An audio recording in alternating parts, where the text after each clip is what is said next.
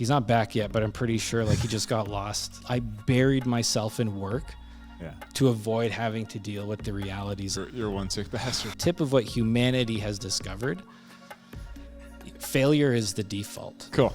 I got like addicted to that feeling. You mentioned a near death. Tell me about, first of all, you have a very severe peanut allergy. In our freezer, I bought about 3,000 chemicals. Should have called an ambulance, and your blood pressure starts like going up. It's like beep, beep, beep. Okay, you're going to have to calm down. I'll be the first to say, every student that I have in my lab is immeasurably better than I am. If I stop breathing now, if I sprint, I can fall through that front door. Take that. Fail. Something kind of works. Who puts peanuts in a chicken Caesar wrap? Like, this is the weirdest thing ever. Welcome to the Sinclair podcast, where we share real-world experiences, wisdom, and the honest struggles of entrepreneurs to help you navigate and scale your business with confidence.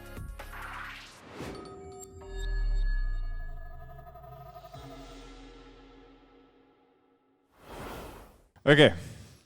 Jon Stokes. Yes, How are you, sir. man? Good. Thanks for coming on. Appreciate it. Okay. What is AMR, and why should anyone give a shit about it? It's a good question.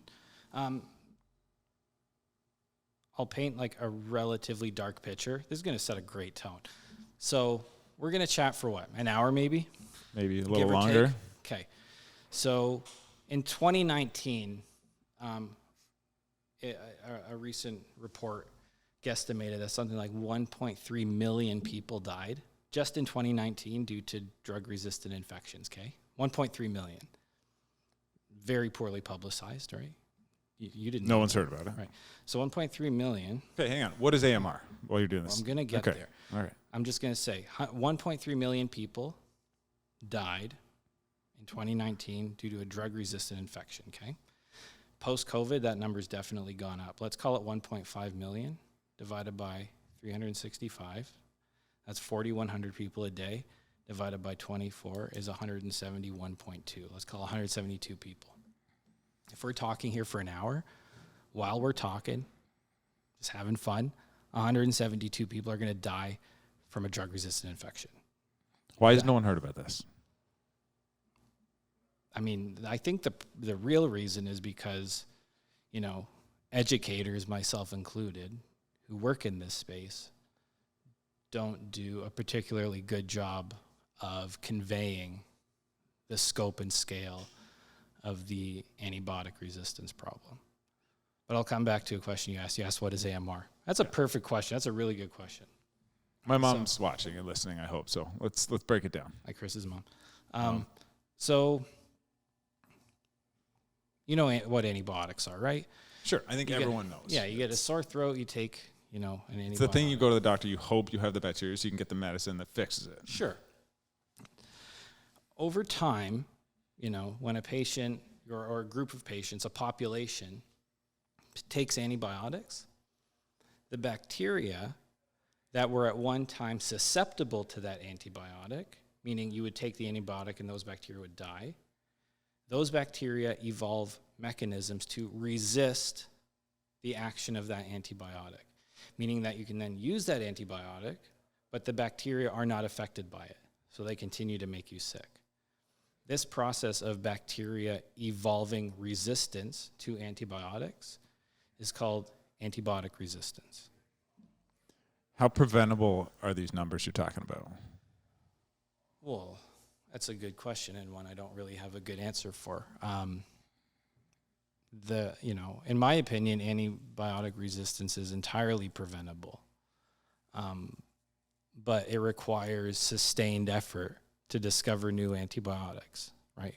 Over long durations, and that's because whatever antibiotic we discover, resistance will evolve against that antibiotic. It's not necessarily a question of if, it's a question of when, right? So if we discover an antibiotic today and start using it in the clinic, tomorrow, it's not that fast, but let's use this Sure. As a test case, we'll see the evolution of resistant bacteria to that antibiotic almost right away.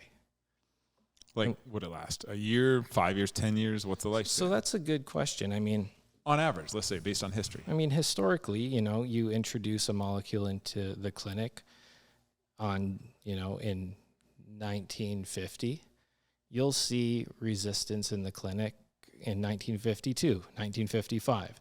And then the number, right, the frequency with which you see antibiotic resistant bacteria disseminating through populations, through, like different geographic regions from one side of the world to the other, just increases, right? Mm-hmm. So you have, globally antibiotic resistant bacteria that are resistant to some antibiotic. And this just happens because, antibiotics impose what I call like a strong selective pressure in a population of bacteria. Like life wants to happen. Sure. Right?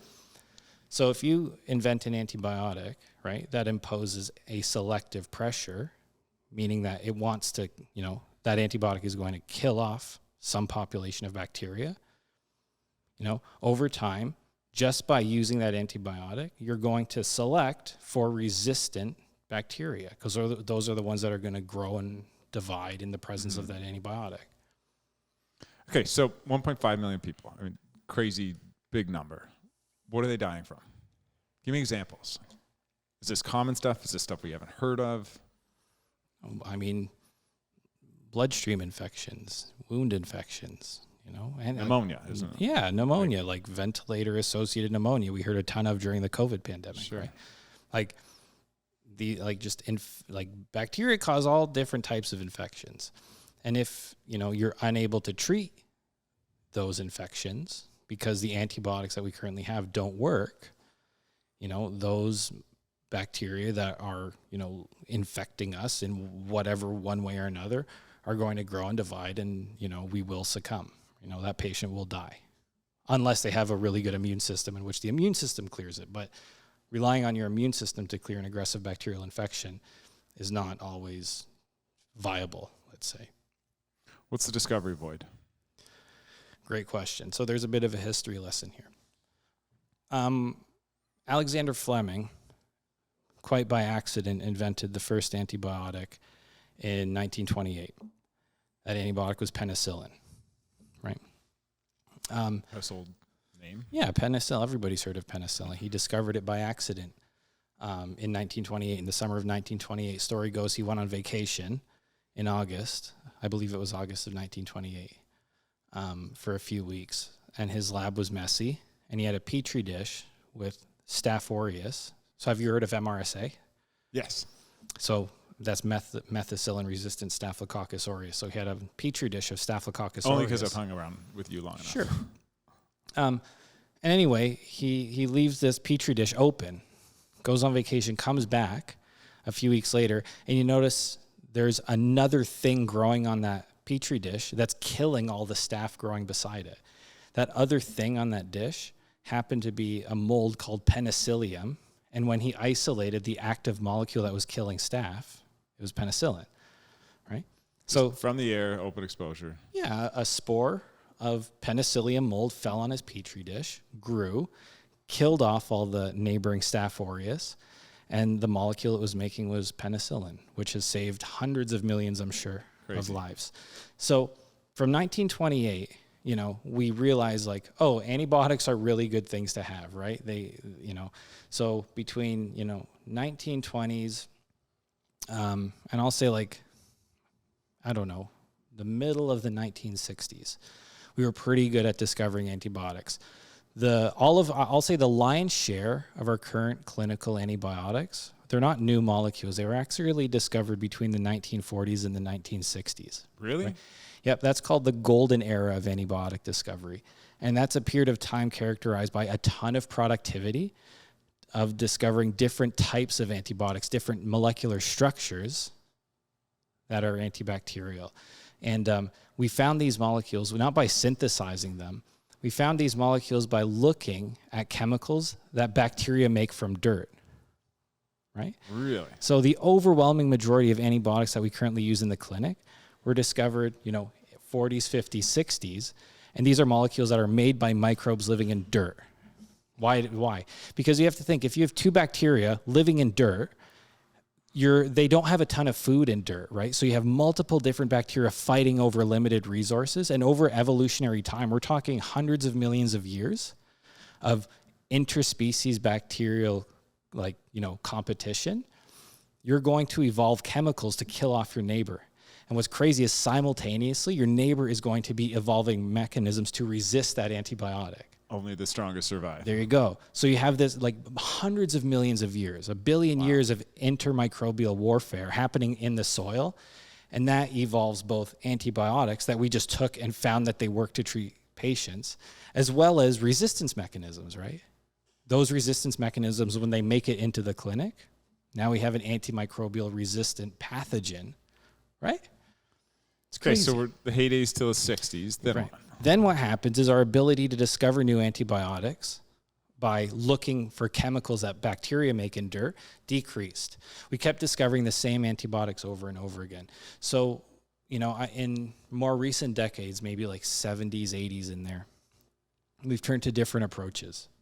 One approach involves testing synthetic chemicals in very high throughput in laboratory settings. And these are man-made chemicals. Man-made chemicals, largely. However, that hasn't yielded a single clinical antibiotic. So we actually haven't discovered a fundamentally new antibiotic class since 1987, right? Why is it so difficult? I think antibiotics are uniquely challenging to discover for a couple of reasons. One, bacteria are survival experts, right? They evolve so rapidly and they're so varied that discovering a chemical that can, efficaciously, kill them and not be just generally toxic is really challenging. And I'll qualify that a little bit more. Antibiotics, so far as I know, are the only, if not maybe a couple others, that are dosed in humans at the scale of grams per day. Most drugs that we take, hypertension drugs, whatever, neurological medicines, are dosed at the scale of milligrams per day, thousandths of a gram per day, whereas antibiotics are given at grams per day. So antibiotics, they have to be, they're poison, right? They're it's like the big bottle of banana flavor. It's a lot. When you take an antibiotic pill, they're huge. They're horse pills, right? You get it. So antibiotics are tricky because, they're poison and they're taken at really, really high doses. So you have to have a poison that is hyper selective to a bacterium that completely, so far as we can, avoids off-target toxicity in humans, right? So you're killing the thing, but not the human, obviously. Yeah, exactly. And you need a bunch of other things to go well. Yeah. And I think that's what makes it, quite challenging. That's the scientific side. And I'm sure we'll get into this later. There are economic forces that disincentivize antibiotic discovery as well, right? Okay, so go there. Why is this model broken? Yeah, so... Because I think from what we'll get into is you're going to tell me all the reasons why this is a pretty solvable problem with all the technology and resources we have today. Yeah, I think so, yeah. So it's an under-resourced field. Antibiotic discovery it's an inherently challenging field to make, economically viable. And here's the reason. I'll paint a bit of a picture for you. So let's say you're an investor and, I'm a drug company. Okay. And I give you two options. Chris, I can either make, a blood thinner, let's say, that folks are going to be on every day for 20 years, or I can make an antibiotic, and it'll be the best antibiotic we've ever seen, but only a few people are only going to take it for a week sometimes, right? So in the context of reimbursement, an anticoagulant, we could make $1 billion a year because we're selling a lot of this drug to people who are taking it every day for a long time. But in antibiotics are curative, right? They don't treat disease. Antibiotics actually cure a disease. They cure infection. So that means patients only have to be on them for a week or 10 days or whatever.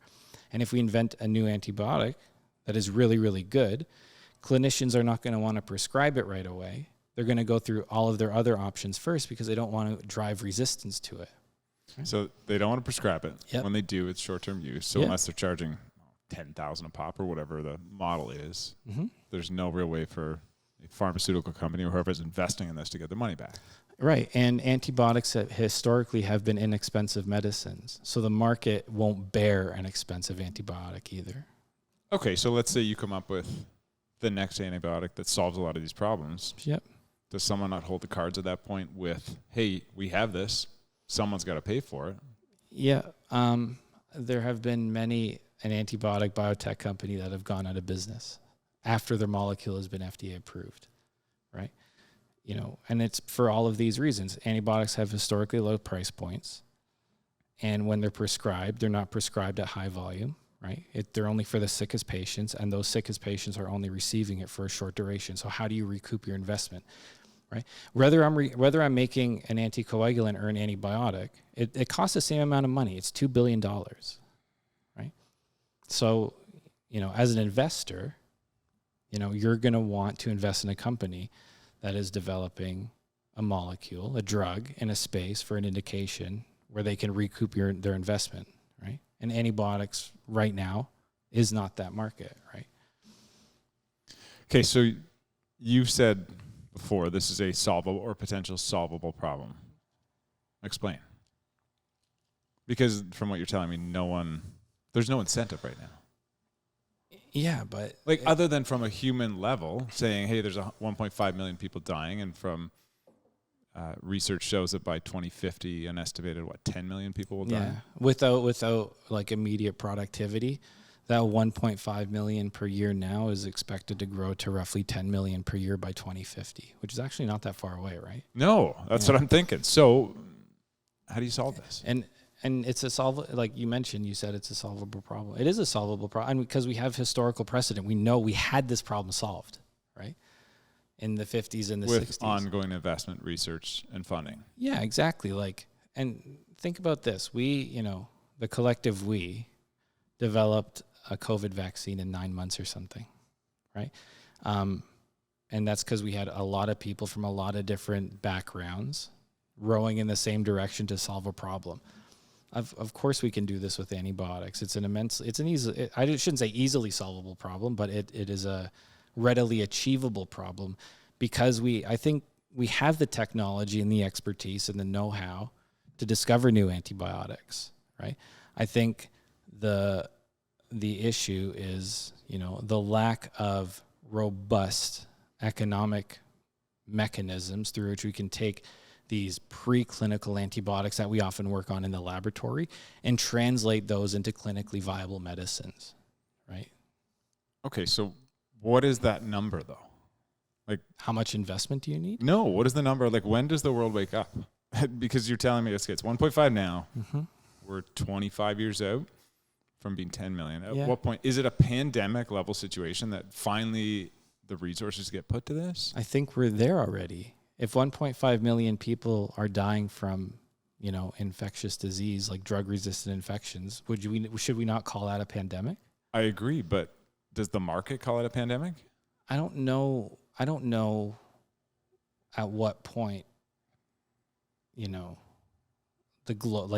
collective we decides that this is a big enough problem to solve. When I teach, I often like to put it in context. If 1.5 million people died per year from plane crashes, would you ever step on a plane? No. But for some reason, the collective we are okay with 1.5 million people a year dying from drug-resistant infections. And I don't understand why it's just that's just par for the course. It's the way it is. I don't understand it, right? But there is a number where, folks with means, folks in positions of power decide that it's time to solve this problem. In one world, it could be, for example, government step in. They say, antibiotic resistant infections are imposing an unacceptable burden on our healthcare systems, right?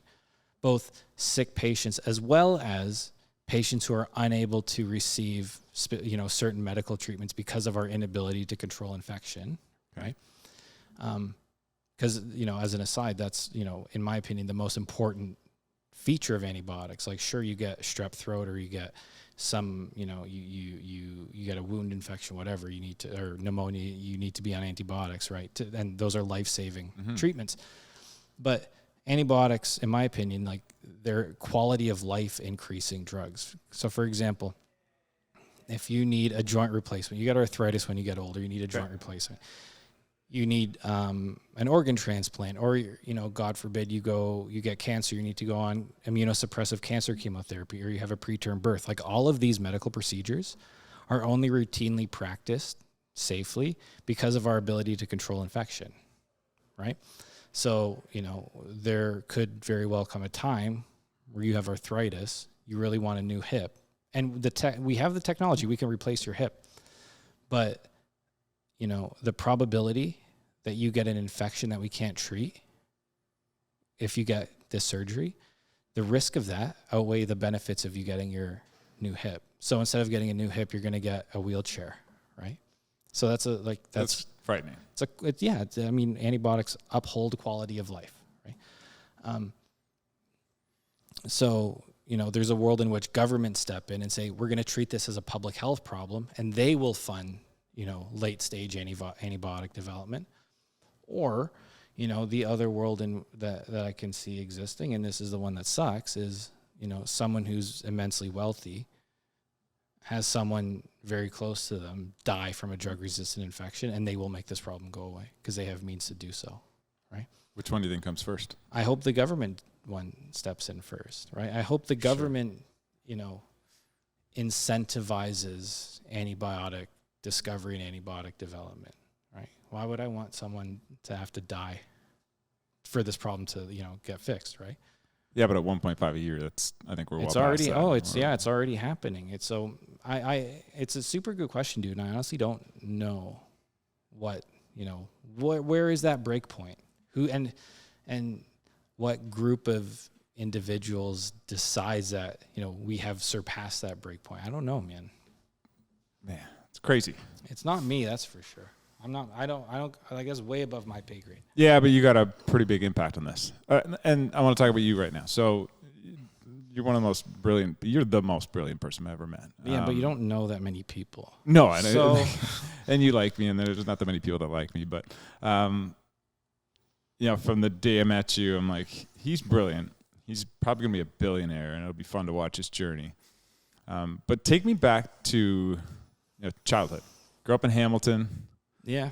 What was it like? Give me a overview of your childhood. Yeah, I grew up in, just out in Flamborough, which is just outside Hamilton. It's like my little neighborhood, like backed onto farmland. Nice. We didn't grow up on a farm, unfortunately. I would have loved to, but, backed up onto farmland. And it was just like, a normal upbringing, was like bad at sports. I was okay. I held my own here and there. But from a really young age, my grandparents on my mom's side, and my mom specifically, like, they really drove home the importance of, academic excellence. Why? I think because, my grandparents, hugely influential on, like, my early life. Like, they never had an education. I don't even know if they had, like, middle school. They grew up in Croatia, right? Oh, wow. My grandparents are from Croatia. My mom was born in Croatia. My grandparents never had an education, right? My grandpa was a laborer, and my grandma, she, cleaned houses and stuff. So I think, just like every generation wants the next generation to do better. Yeah, and I think that's sure. what they were like, you're going to do really well in school, and you're going to go do something. You're going to be a doctor, an engineer, or a lawyer, or one of these, like, canonical make money jobs. Get a good education and a good paying job. Yeah. So I, doing well in school was always rewarded. Did your grandparents help raise you? When I was, when I was really, really young, and, I don't have I have like some very like core memories. But nothing that I can like really like grasp really strongly. But yeah, like their influence, like it definitely shaped like who I was. And did you always do well in school? For the most part, in elementary school and middle school, I was sort of just like, like pretty, like good enough. Yeah. Right. But I really in high school, I hit my stride. Right. Like I realized cause you know how like in high school you start to take, like you don't have like a core classroom. It's like you have science class. Yeah, you're you have specialized. math. Yeah. And like I really got to lean into subjects that I liked, which for me were like math and science because I'm a nerd. Right. Got it. So you knew at that point. Yeah, and I just like really fell into it, and I started really liking school. And by the time grade 12 rolled around, like I was like all in. I was just like, I don't know, I just like loved like science and math. I wasn't very good at history and English and stuff. I still can like barely read, but whatever. But yeah, I was just like always sort of like this nerdy kid. I always like did quite well in subjects that I liked.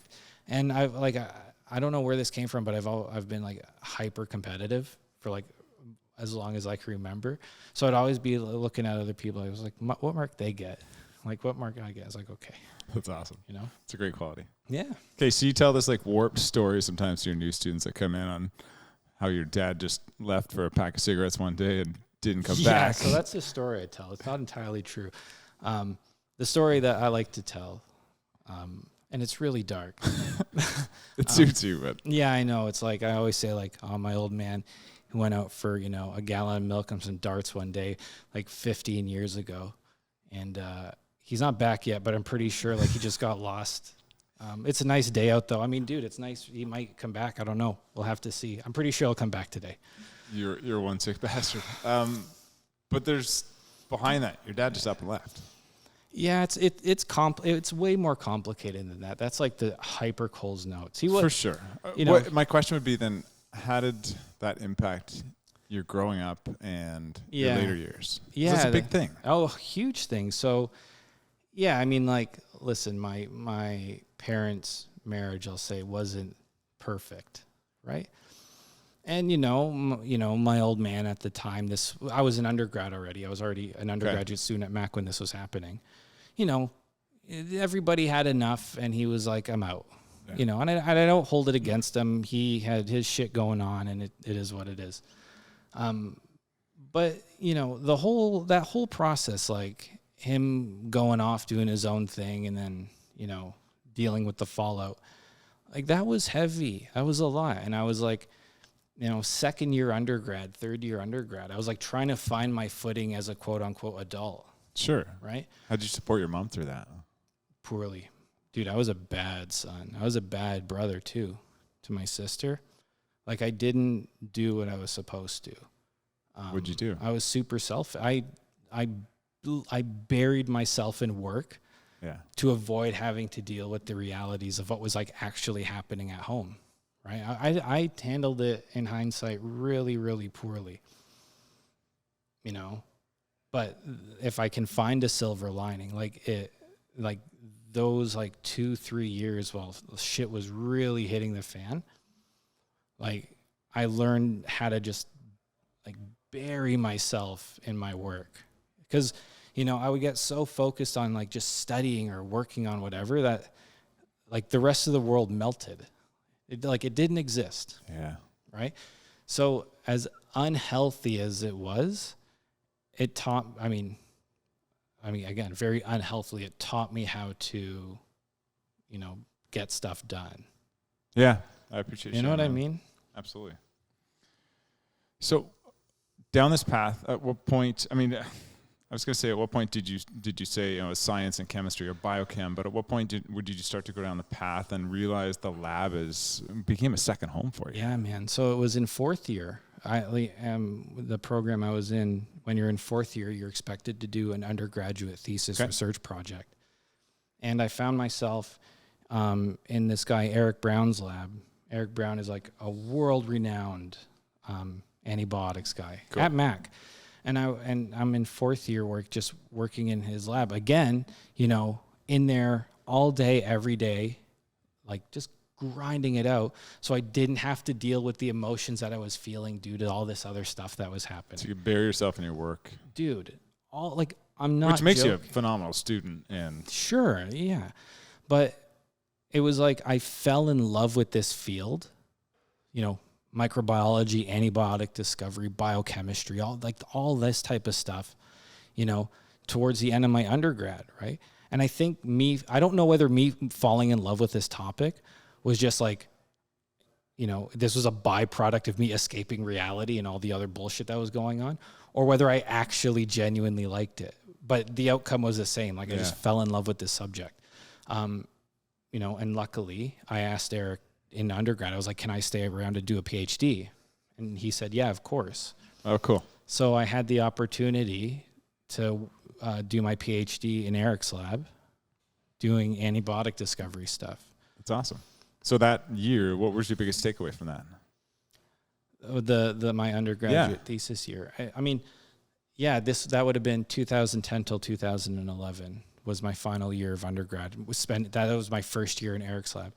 And I don't know, the lab was, I don't know. It felt like it was a place I liked going to, it was, people were super cool. And just this idea, it's like you can run a ton of experiments and 90% of science fails. Sure.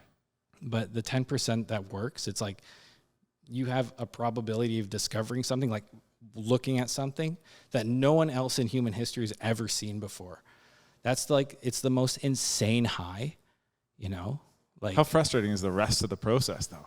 Or is it just you learn, used to it? Yeah. So if you're working at like what I call like the narrow end of science, like the tip of what is known, the tip of what humanity has discovered, failure is the default, right?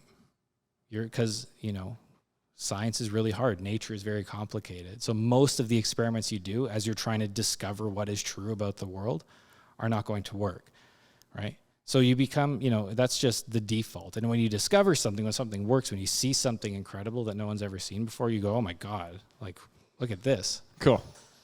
So yeah, I got like addicted to that feeling. Yeah, chasing the high of the next discovery. Dude, yeah. That's awesome. Okay, so after that, you go down to Boston, specifically MIT. Mm-hmm. You're doing a postdoctoral fellowship. Yep. So why there? Yeah, so I did my PhD at Mac from 2011 to 2016. And during that time, like I knew I wanted to be a professor, right? So I was reading a whole bunch of other people's work during my time at my PhD while I was, of course, doing my own research, right? And I came across this guy, Jim Collins, at MIT, who is another antibiotics guy, but, he wrote some papers that were, somewhat controversial, and he took a very unique approach to antibiotic function, antibiotic discovery. And, his unique angle was very attractive to me at the time. So I was like, all right, I want to go, work for Jim at MIT and gather a whole new skill set, right? So that's why I decided to, pursue going down to Boston when I finished my PhD. So I was in Boston from 2017 until 2021 in his lab. That time you get exposed around a group of individuals doing machine learning, AI. Yeah. For those that don't know, what is machine learning and what are the chances of you getting exposed to this group? So this is like pure serendipity, right? So I'll tell you how I ended up getting into this work to begin with. So I finished my PhD. I'm a microbiologist, a biochemist type who had no computational background, none, like literally none. I go to this lab at MIT and, I bring down all of the skills that I gathered during my PhD, which was a lot of, like high throughput chemical screening against bacteria to discover new molecules that do interesting new stuff in bacteria. Got it. Traditional ways. Yeah. So I bring this skill set down to Boston and I end up in this meeting, and it's some folks from Jim's lab, the lab I was in, and then some folks from this other professor's lab who's a computer scientist. Her name is Regina Barzilai, world-class AI expert. At the time, I had no idea. I'm sitting in this meeting and I don't want to be there. And, everybody got to talking, how do we leverage each other's expertise to do something cool? And, when the dust settled from that meeting, the idea was, can we train an AI model to predict new antibiotics? That's it, right? So that brings us to your next question, like, what is AI? What is machine learning, right? Yeah, because So- now, I mean, everyone knows Yeah. AI, but it's because of ChatGPT and all Yes. the advancements through there. But this is 2017, Yeah, so I met Regina, I think, in 2018. 2018, Yeah. okay. But I was still like super green as a postdoc, didn't really know what I was doing, still trying to find Okay. my footing. So yeah, at a very high level, machine learning algorithms are those that can learn really intricate patterns from data and then, make new predictions on new data, right? And the way that these algorithms learn patterns from data they learn it on their own. Us as humans are not telling these algorithms how to learn these patterns in the data. They're figuring out how to extract these patterns from data on their own, right? So that's what machine learning is at a very high level. Now, applied to what we were doing, right? The goal was, can we train a machine learning algorithm to be able to look at a chemical and say, that's an antibiotic? That's it. So, do you want me to explain? I can explain like how the process works generally. Yeah, give a general, Yeah. I always tell you, I'm like, explain it like I'm an 8-year-old. Yeah. So I think like a 12-year-old. I know so how to somewhere in between test there. a lot of chemicals against bacteria. Okay. Right? So we go into the laboratory, and we take regular, boring lab strain E. coli. It's just a workhorse in a laboratory, right? So we take this E. coli, and in our freezer, I bought about 3,000 chemicals. All of these chemicals are like known clinical medicines or, known preclinical molecules that are in clinical, like preclinical they're development. strong. Yeah, they do something. They have a ton of different structures, like different molecular compositions and stuff. So I take all roughly 3,000 of those and I test each one individually to see which one will kill E. coli in a dish and which one will not. That's it, right? Sure. So now I have a pile of chemicals. I know the structures of every chemical, right? So I have a pile of chemicals that I know kill E. coli in a dish and a pile that I know don't kill E. coli in a dish. And I know that because I just did the experiment, right? Wet lab, traditional. Yeah, Okay, pipetting. I'm got in it. a lab growing cells, doing this stuff.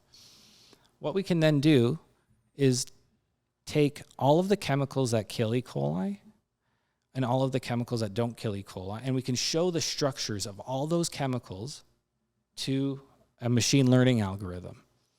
And we're going to show the machine learning algorithm the structure of every molecule as well as its property, it's called. Did it kill E. coli or not? Okay.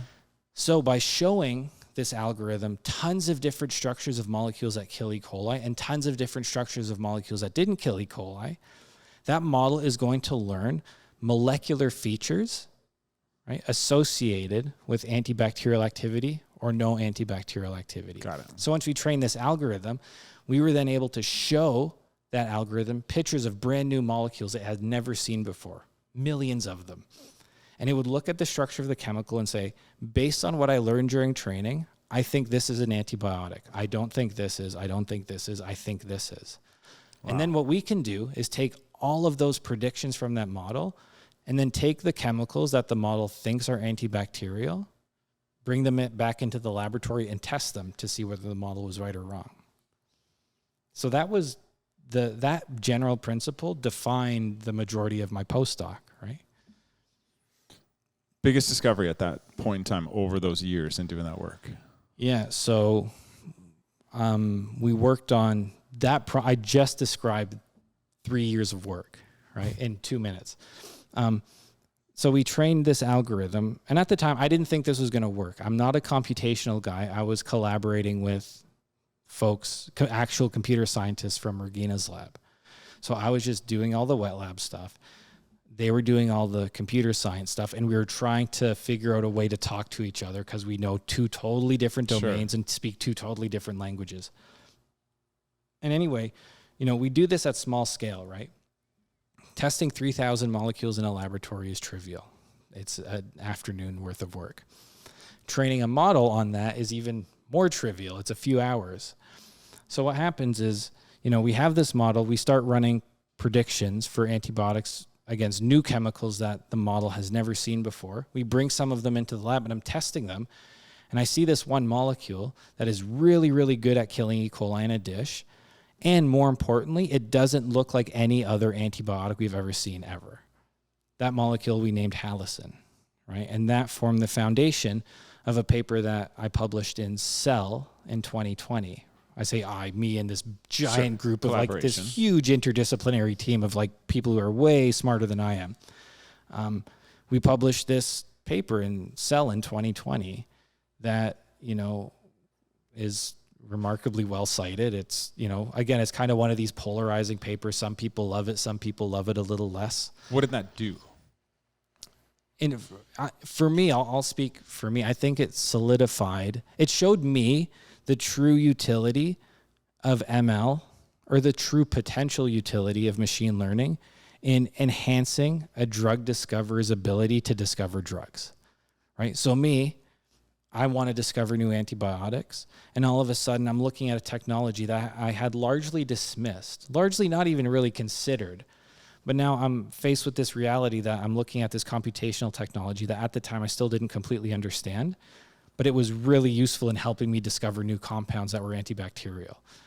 That brings me to like 2020-ish, 2019, 2020. And that forces me, like, I had like a good mirror talk in the bathroom. I was like, you're going to have John. I was like, you're going to have to figure out how this stuff works. And you're going to have to figure out how to use it properly, because this is really important technology to know if you want to do drug discovery, like actually, right? So how'd you do that? Yeah, there's no good way to. But you're self-taught. Yeah. How do you? I mean, how does anybody learn anything? You just dedicate enough time and resources and energy, and you figure it out. You know what I mean? But that's not like, I say that like I figured it all on my own. I didn't. I had again like a giant network of people who are so much more talented than I am, holding my hand as I was learning how, these, molecular AI algorithms worked, and then how to apply them to do drug discovery in what I call the real world, right? So it was me asking, a lot of computer scientists, a lot of really naive questions, and them, for some reason, taking time out of their like immensely busy day to explain this stuff to me in a way that like a kindergartner could understand. That's what I always ask from you. I'm not dumb it down, Jon. Oh, dude, it was, yeah. I mean, I'm so grateful. Like Regina and her crew at that time were just like saints. Like they were it was like I had a crayon and a piece of paper, and I was like, tell me how this works. And they were like, okay. Sit down, Jon. Dude, incredible people, dude. But that's what it takes to get someone like you who has this other incredible skill set to then utilize both. I think that's the thing, right? It's like learning a new skill is uncomfortable, right? Yeah. Any new skill, because like by definition, you're like suck at it. You're a hyper novice. Like Yeah. you don't even know what the words are, let alone how to do it. So yeah, you have to rely on people who are, bona fide experts to teach you, like to take time out of their schedule and teach you stuff, right? So yeah, like I'm like hugely indebted, and like to this day, I'm still asking the same group of people the same naive questions, So they're still putting up with you, though. Yeah, dude, and it's like, but I think like, a lot of like significant scientific and technological breakthroughs happen kind of when you have like a foot in multiple domains, right? Because if you have expertise in antibiotic discovery and then expertise in AI. Well, now you have this whole new set of skills and new set of tools from AI that you can now apply to augment the antibiotic discovery work that you're interested in, right? Why, or I should say, is ML more beneficial in drug discovery for antibiotics versus other areas? Yeah. It's that's such a good question. So here's how I see ML in general. Machine learning algorithms augment the ability of humans to do work that they were going to do anyway. That's sort of how I see them. So if I'm interested in discovering new antibiotics, which I am, these algorithms hold promise, potentially, in increasing the speed with which we can discover these new molecules, as well as decrease the cost, right? Both of which are important in antibiotics because the economic disincentives to making them, like we discussed a bit ago, right? So is the application of machine learning unique, or like uniquely well positioned to enhance antibiotic discovery? I'll say antibiotic discovery is sort of the perfect use case, I'll say. Again, every antibiotic we discover is going to succumb to resistance. We have an economic headwind that we're running into because it's hard to make your money back from an antibiotic. So given, those two factors, antibiotics have a shelf life before resistance, and it's hard to make your money back. Almost by definition, we need to invent methods to help us find new antibiotics faster and for less money, right? And if AI is an approach to do that, it's going to be this field that figures out how to optimally use this computational technology to solve this antibiotic discovery problem. Of course, when it happens, folks from other domains are going to be looking, and indeed already are, and they're going to be trying to leverage ML to discover new antibiotic or new drugs to treat whatever disease they're interested in, right? I think the application of ML is going to influence all domains across drug discovery, and indeed it already is.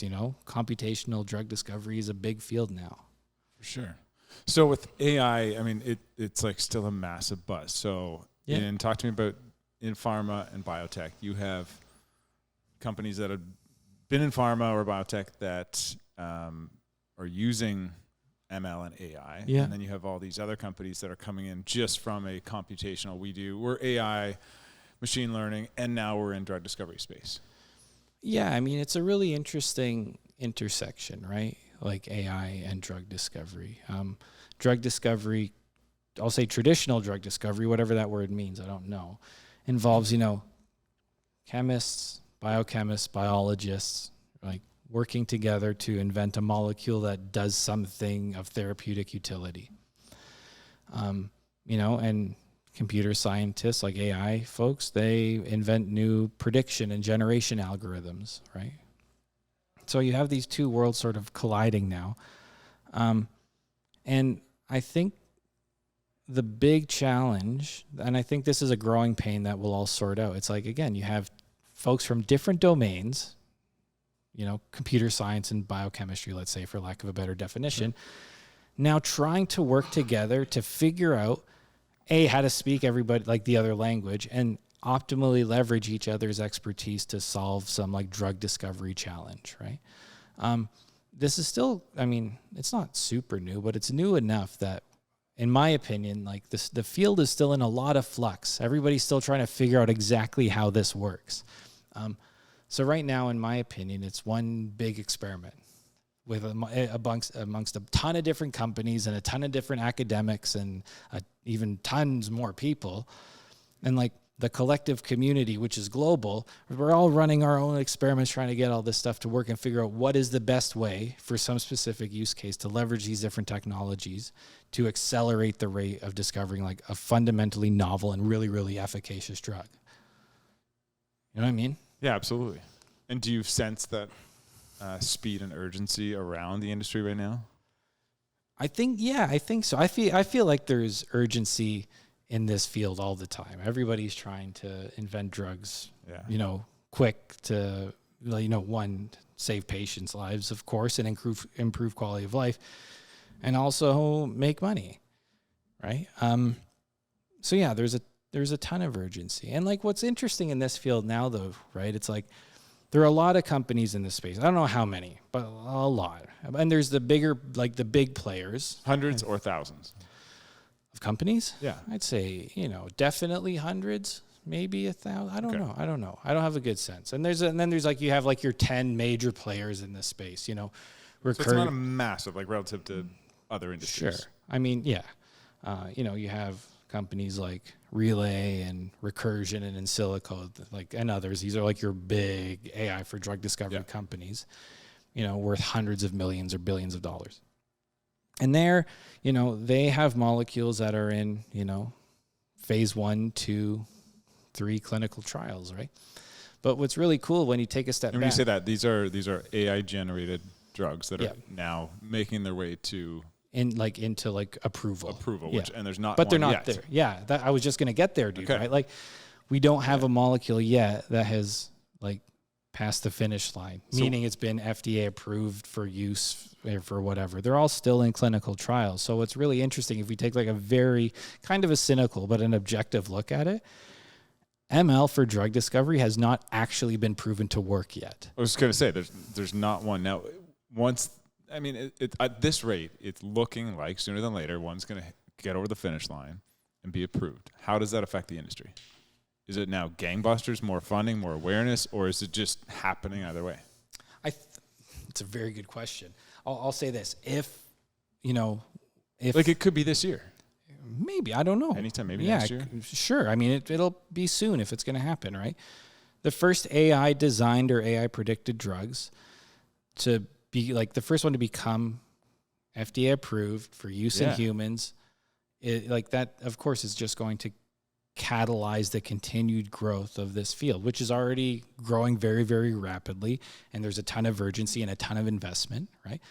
But I'm very, I shouldn't say curious because there's a positive connotation. I'm interested to see if the first few AI generated / AI predicted drugs fail somewhere in clinical trials. What would that mean, right?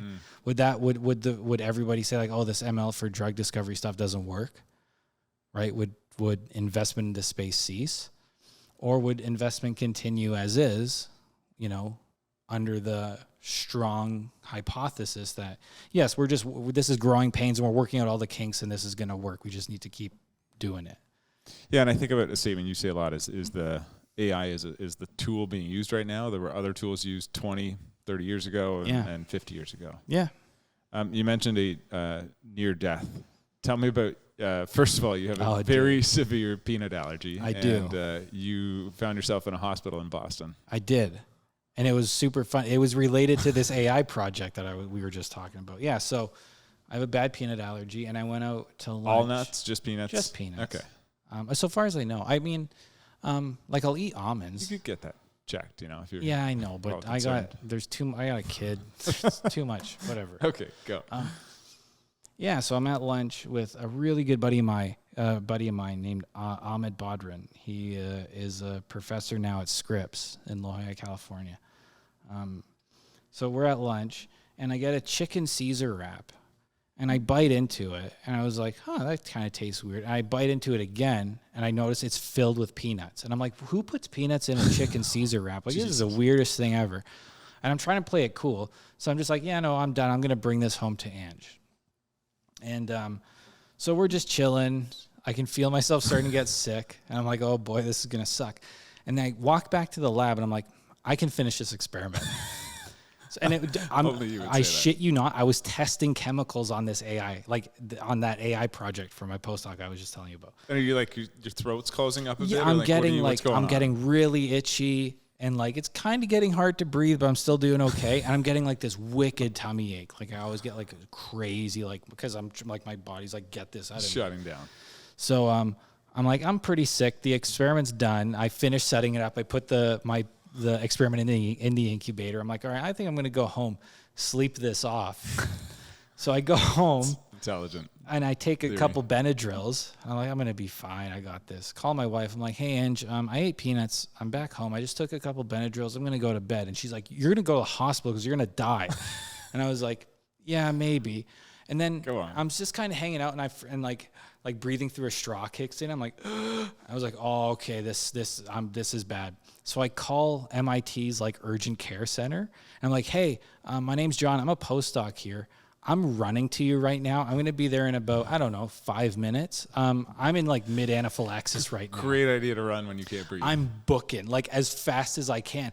And what's crazy is every block I get closer is getting harder and harder to breathe. And I had this thought. I was like, I can see the clinic. My apartment was maybe 5 blocks from this clinic. And I can see it as I'm running. And I'm like, if I stop breathing now, if I sprint, I can fall through that front door. So I book, and I get in there, and God bless them. All these folks are waiting. They have a crash cart ready to go. And I run in. They're like, are you John? I'm like, yeah. And then anyway, they hook me up. They give me epinephrine, all this stuff. Yeah. And I don't know. An EpiPen. Dude, it was Would be rad. great to carry. It was awesome. And then just hung out there for the day and went to work the next day. Okay, the part you missed, the funny part that my wife told me is that when Ange finally got there, she comes in and it's just like taking a strip off you because you're an idiot and should have called an ambulance, and your blood pressure starts like going up. It's like beep, beep, beep, yeah, beep. I'm hooked up to all these machines. And the medical staff are like, okay, you're going to have to calm down. Yeah, so She's my like wife... losing her shit my at wife you. left her clinic early to come see me. So by the time she gets there, I'm feeling fine. I have like an epinephrine drip, and I'm hooked up to all these machines. And she comes in, just starts screaming at me for being an idiot, which I am. And my heart rate was like going up to like 200, and the nurse was like, Ange, I think you should stop. And then like, thanks. And then everything was cool after that. Yeah, dude, that was a good story. So I love good. that story. So good. Like, I feel like a story like that, I mean, I don't know. It's kind of funny. Yeah, I think it's hilarious. I mean, because you didn't die too. That helps. Yeah. Yeah, I don't know. Whatever. Science before everything, I guess, Yes, right? I love the commitment. Okay, so Hamilton, it's been home. You guys are down in Boston. Your families are both back here. You've always at this point said, like, this is back home. Yeah. You get an opportunity to get a lab and be a prof back at Mac. What are the chances of that happening, let alone in your field? Yeah. At the timing of when it was available. It was. And you getting it. Yeah. Oh, my gosh, dude. Crazy. So getting an academic position is remarkably challenging at the best of times. Well, I was happy because... we published that Cell paper, which took off. It got a lot of press, and I was holding that paper. I was like, this is my ticket out of my postdoc, dude, right? So I'm applying for jobs, and I see McMaster is looking for an antibiotic discovery guy, and I go, no way. I was like, Crazy. so the probability is so like fractions How many of those of positions are in Canada at any given time? of like faculty positions in antibiotics. Yeah. Oh, like, I don't know, 1, 2, like, dude, it's not a huge field. That helps. Yeah.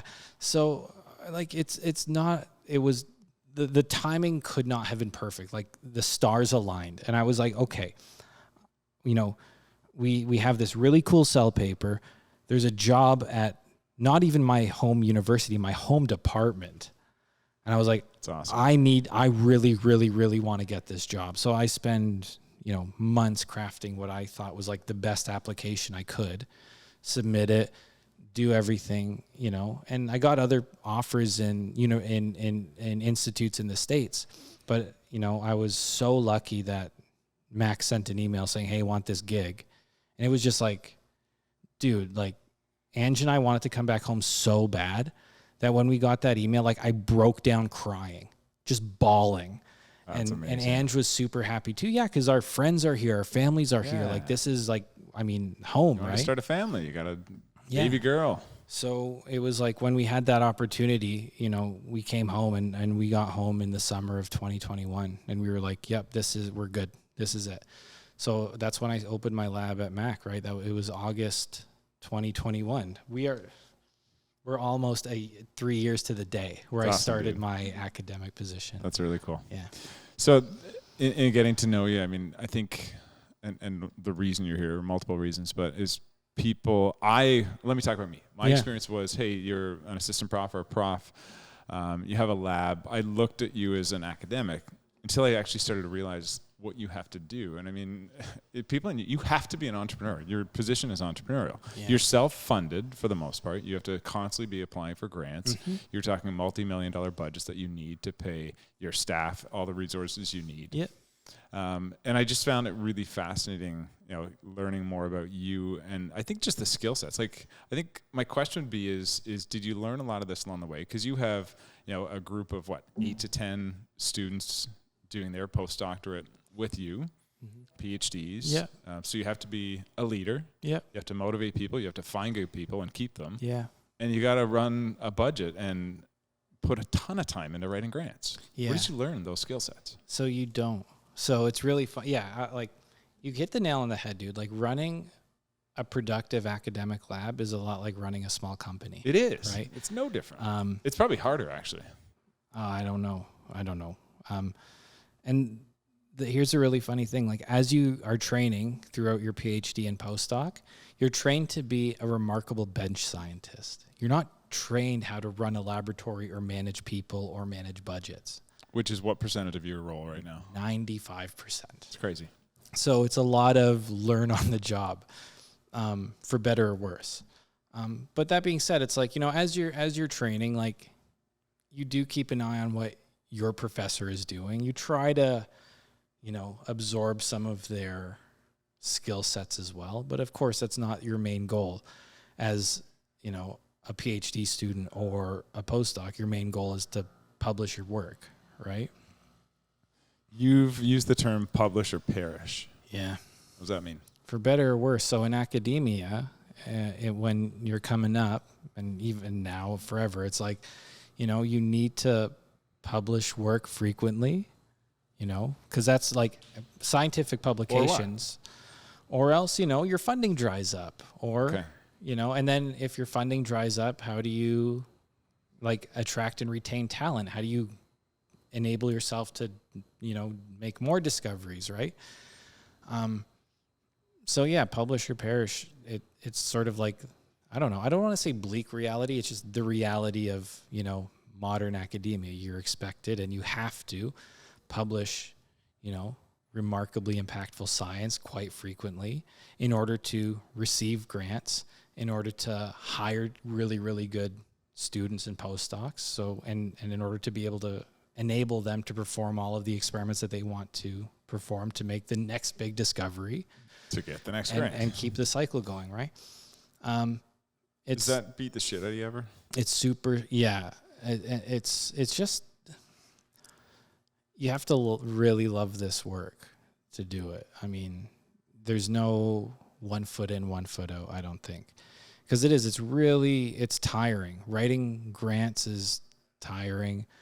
Consistently being worried about, you know, I'll say like the financial health of the laboratory, as well as like, you know, more importantly, like the mental health and well-being of your students, right?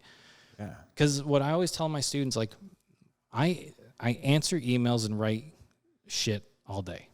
I very rarely pick up a pipette anymore, which is annoying because I'm like, that's the one thing I know I'm good at. Like, I can pipette with the best of them. But like, yeah, so my goal and my primary job now as a professor is to, what I say, shovel snow, right? My goal is just to clear a path to enable my students, who, again, I'll be the first to say, every student that I have in my lab is immeasurably better than I am. No question. I could disappear today and the lab would be fine. But my job is to shovel snow, just clear a path for them such that they have an unobstructed path to do whatever experiment they want that is going to benefit them personally and the project they're working on. That's it. Yeah, that's my awesome. job, right? So in essence, like, I don't say that, you know, nobody works for me, right? If anything, I work for them. I'm just trying to make sure that they can do whatever they can do. That's hard. Like, that's super stressful, dude. Yeah, it's a lot of pressure. Like, on you. it sucks. Some days, like, I'll say this, I don't love every day of my work, but I love my work, right? Because there are some days where it's like, shit, I really need to get this grant, and you're just stressed out and you're worried, and, you know, it's a lot. But, you know, that's science. It is what it is. Like, I signed up for it. Yeah, if you want to be in it, you got to play by those rules. So that's publish or perish. You have to, you know, make sure you're not slacking, being productive, man. And like, again, like, most of my science that we do in the lab, most of Canadian science is taxpayer funded, right? Yeah. So I have a responsibility to everybody, like all of Canada, every taxpayer who is funding my work, to ensure that they get a really good return on their investment, right? And I take that really, really seriously. I hate the idea of taking people's like hard-earned money and pissing it up a rope on stuff that isn't thought through. I got to talk to a lot of the folks in your lab, and it's cool because the way they speak of you. I'm not here to like pump your tires or anything, but they got a lot of respect for you, and you have massive expectations, not just on yourself but on them. Mm-hmm. You're a perfectionist. You're a hard ass. Like, I don't know I think you'd be hard to work for. Why do people work for you? I mean, Like that's a high pressure situation. Dude, yeah. I've seen you in action. Yeah. For better or for worse, I don't know. Listen, so what, I mean, you have a sense of what my lab does. Like my lab works squarely at the intersection of AI and antibiotic discovery, right? You know, half my lab are hardcore computer scientists and half my lab are like wicked talented, like bench experimentalists, right? And we have like this super unique, like interdisciplinary team, like actually interdisciplinary team. And because we have this this interdisciplinary team, we're in a really unique intellectual position, in my opinion, to make really cool discoveries, right? You know, invent new AI algorithms to make drugs faster or easier or whatever. And then we have all of the wet lab infrastructure to actually test those drugs to show in the real world that the AI did the thing that we wanted it to or it didn't. So we're at like the bleeding edge of what is possible, what is known. And by virtue of being there, like I think that we, you know, me and my students, we have, I don't want to sound like an asshole, but like we have a responsibility to maximize the potential within the confines of that we have, how much money we have, how much space, Sure. whatever. Right. And yeah, like I take my job really, really seriously. Like for me, being a scientist, being a professor, whatever that means, is not a 9 to 5. You know, like I'm thinking about my work 24/7. You work crazy hours. I'm thinking about my students all the time, their projects, how happy they are, right? Can I be doing anything a bit different to empower them? And when I onboard new students in the lab, I'm always really, really clear about that. I'm like, you know, I care about this work so much, and I expect you, if you're going to be working here, to care about it just as much as I do. And I don't hide that fact, right? And it's a self-selection process. Like students who sign up. How many people just are like, dude, thank you, this is not for me? A lot. 80%. Like you weed through. A lot. Yeah, but and I cannot hold it against them, dude. Like this is not. No, I think that's like, great to set the expectations. You're not wasting anyone's time. Exactly. And it's not like I'm getting someone involved like under false pretenses, right? Yeah, you're like, gotcha, you fucker. Exactly, dude. So like when and I know by saying like by making it ultra clear, like I take this really, really seriously. I genuinely want this this lab to be the best in the world at what we do. And I want it to be a very big gap to second, right? And I was like, I need everybody who's in this group rowing in the same direction. We're all in this together, right? And we can't have slack in this line. And the people who say, yeah, John, I'm in, let's go, I know they're in, right? And 6 months in, they don't like, I haven't had anybody say, oh, I made a bad decision here. That's awesome. You know? So, and because it's like, yeah, I set very clear expectations early. And I tell them like, there are days where I'm going to be really upset and you're just going to have to deal. And there are days where you're going to be really upset and I'm going to have to deal. And it, you know, it is what it is, you know? You're a prof, you teach, educate. You have a lab. Yeah. You get money, you write grants, you lead people. Yeah. This year you launched Stoked Bio. Yeah. Why? The real reason is because you twisted my arm enough to do it. They coerced you. Yeah. I mean, so like it's not lost on me, right? Like by virtue of my lab working at this intersection of AI and drug discovery, right? Antibiotics primarily, but as you know, we do antifungal work too. We do neuro-oncology with Sheila Singh, who's just brilliant. She's a pediatric brain surgeon at McMaster. Like, Incredible. Dude. And then our antifungal work is with like just an incredible scientist, a fungal geneticist named Rebecca Shapiro at the University of Guelph. Super cool. Yeah, so we're leveraging AI to discover new antibiotics, new antifungals, new anti-cancer drugs, whatever. And, you know, the fact that all of these medicines like have clinical and of course commercial potential is not lost on me. So, you know, with you and I talking over, you know, many, many meals and drinks and hanging out, whatever, you know, it was time now that I had an independent laboratory that was like pretty productive. I felt like, I had bandwidth and I had help, right, with you. So it was like, yeah, let's see if we can build a machine that can translate a lot of the drugs that we're discovering in the laboratory into like bona fide clinical medicines, right? Because drug discovery, like I said, it's very expensive, a couple $2 billion, right? And it's a very long time. It's 10 to 15 years, right? And those costs and those durations are not conducive to an academic laboratory, right? You have to start a company in order to develop preclinical drugs into clinical medicines. And that's where this idea for Stoked came, right? As the machine to translate laboratory discoveries into clinically useful drugs. So you're doing the work in antibiotics. Yep. You now see potential, like some really solid early stage opportunities in antiviral, antifungal, anti-cancer. Yeah. But with Stoked Bio, you got to raise money. Mm-hmm. So raising money is really hard right now. Mm-hmm. Like everyone knows. What if you don't raise money? Yeah, it's a good question, I think. Our CEO is fired. I mean, that's the first thing. Yeah, I mean, No pressure, Jeff. like, honestly, my gut reaction is to, like, I don't understand the question. So what if it fails? Because there's a chance, like a lot of these companies that they're funded. If they're not funded, they fail. Yeah. Mm-hmm. Is that an option? I don't get it.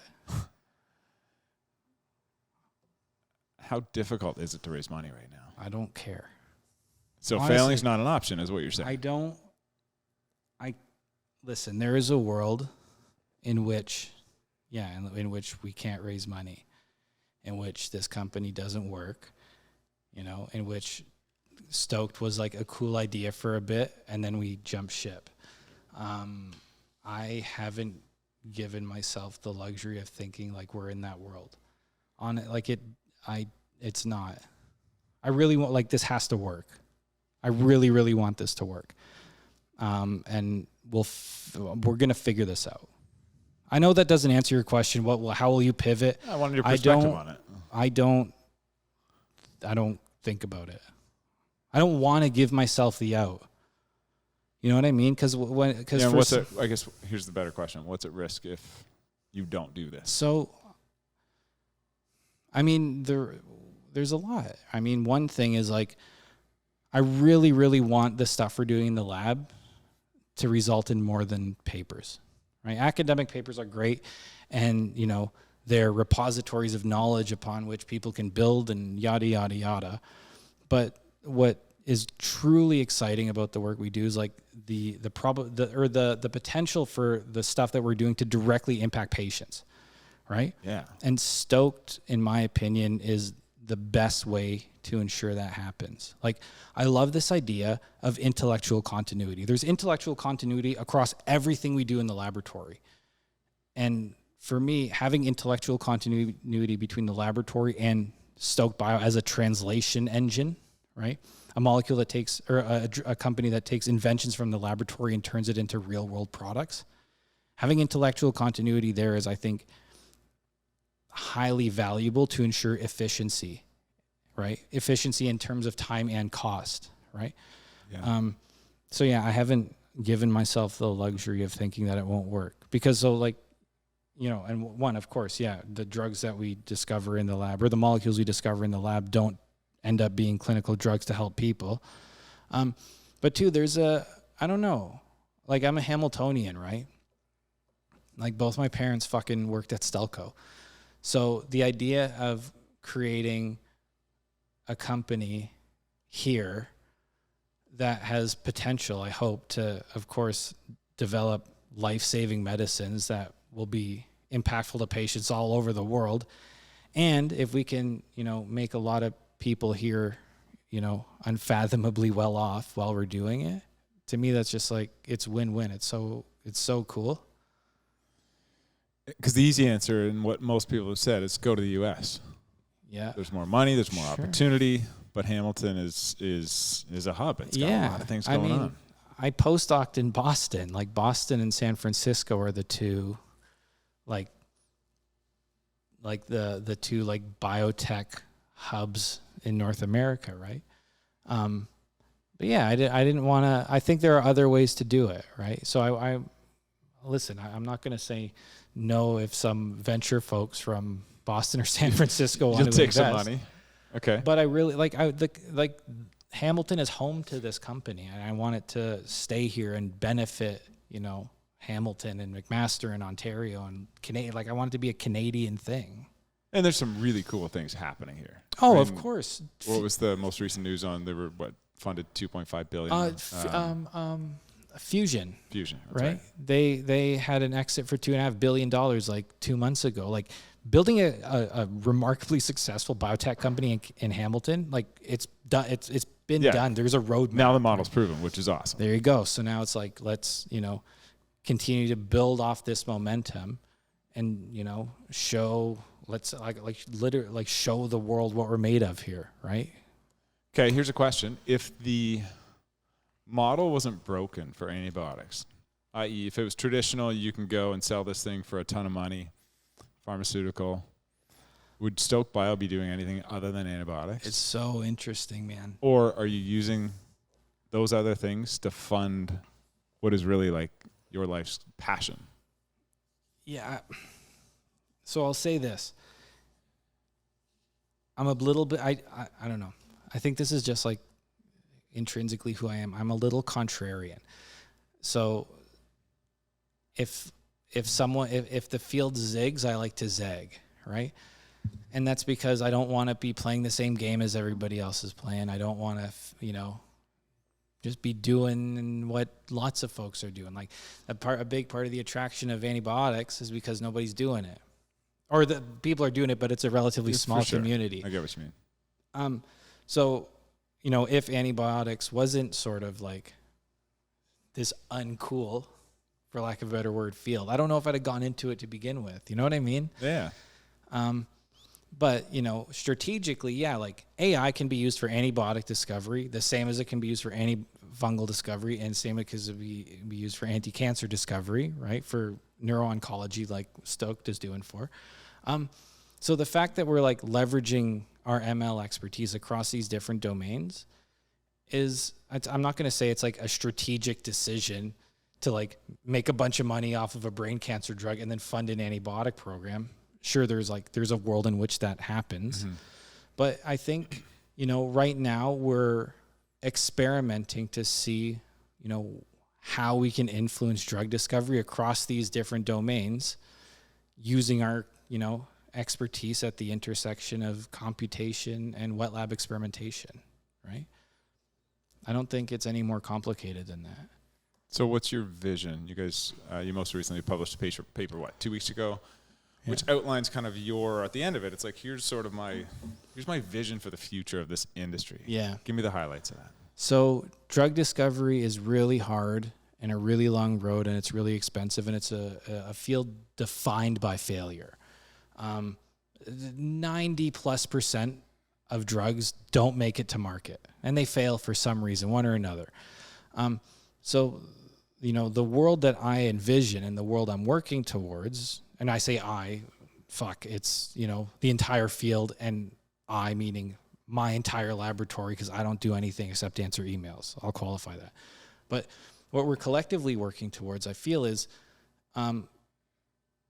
a world in which we're letting artificial intelligence algorithms help us make decisions at every step of the drug discovery process.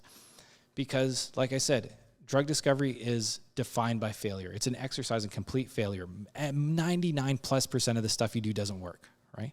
That's why drug discovery is so long and so expensive, because it's like fail, something kind of works. Take that, fail, something kind of works. So what if we didn't have to fail 10,000 times before we get a drug? What if we only had to fail 50? Okay, well, that now means that drug discovery costs significantly less, and we got there significantly faster, meaning we can get novel, efficacious drugs to patients who need them quick, and it doesn't cost as much money as it does to the payer, right? Yeah. Whether that's a government or a patient or whoever. So I think that's the world that we're collectively working towards. Like I said, it's still really early days, relatively speaking. So we're trying to figure out how all these bits fit together and how to optimally use these different tool sets in a way that works. It's awesome, dude. You had a daughter 9 months ago, 10 months ago, 11 months. 11 months ago. Yeah, she's getting big, so dude. so almost a year. Mm-hmm. Just beautiful. How has that changed your life? Because from a work standpoint, you've only added to that. Yeah. I mean, having Charlotte has made me like, it hasn't changed, my drive in a professional setting. It's made me hyper efficient, and it's kind of given a sense of urgency, right? I as much, I don't know how to say this. I'm going to sound like a bit of an asshole. Like, I want to make it so that she doesn't have to worry about anything ever. You know what I mean? And I don't mean, I want her to be like some like spoiled kid who gets whatever she wants, all this shit. I just want her, like, I want her to know that she's going to be fine. You know what I mean? Yeah. Whatever that means. And I still haven't defined that yet. So a lot of the work that we do, I understand that there are significant, potential to improve healthcare and improve patient lives and improve society, blah, blah, blah. But like, again, like as a dad, like I always go back to her. It's like, how is this going to help her? You know what I mean? Yeah. And that's like, it's it's such a heavy thought, and I haven't come to terms with it yet. I don't understand what it means. It's fucking heavy. Yeah, man. You know what I mean? So you and I were going in the ground or get burned or whatever. Probably 2-3 generations we're long forgot about at that point. But what do you want to be known for or remembered by? It's so funny. That's a pretty like deep question too. So you die twice, right? Have you heard this before? No. The first time you die is when you stop breathing. The second time you die is when someone stops saying your name. Right? The first one doesn't scare me because we know it's going to happen. Right? So we're all dying. That doesn't scare me. What terrifies me, and I don't understand why, I don't know why I have this inflated sense of self-importance, but like the second one is fucking scary to me. I don't like, so I just want, I don't know, I want to do good work that people can refer to, and benefit from for a really long time. And then I also don't want to be a shitty husband and dad. You know what I mean? Oh, yeah. Like, I want my kid to grow up and be like, he was a fucking good dude. You know what I mean? Yeah, you're doing that. I get to watch. So yeah, it's a lot. I think, I want my kid to think I'm good, whatever that means, however she defines it. Cool. How do people find your work? Go to my website. I think it's, thestokeslab.com. Stokeslab.com, stokebio.com. Yeah, stokebio.com. Type my name in. Google Jon Stokes. Yeah. You'll find it. Cool. Buddy, thanks for coming on. Thanks, I appreciate it. Thanks, man.